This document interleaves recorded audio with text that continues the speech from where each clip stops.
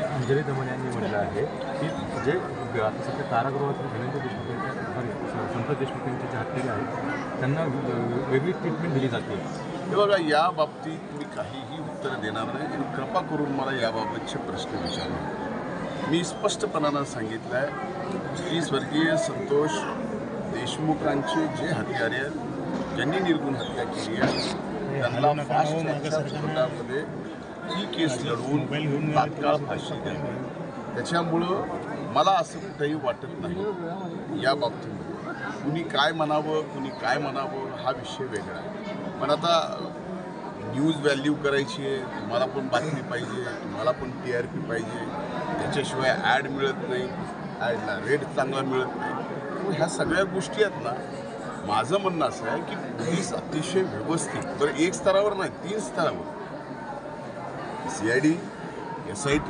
आणि न्यायालयीन ह्या 3 स्तरावरती या ठिकाणी जर एका प्रकरणाच्या बाबतीमध्ये पूर्णपणाने चौकशी या ठिकाणी केली जाते, इन्व्हेस्टिगेशन केली जाते, तर त्या यंत्रणेवरती आपण विश्वास ठेवला पाहिजे।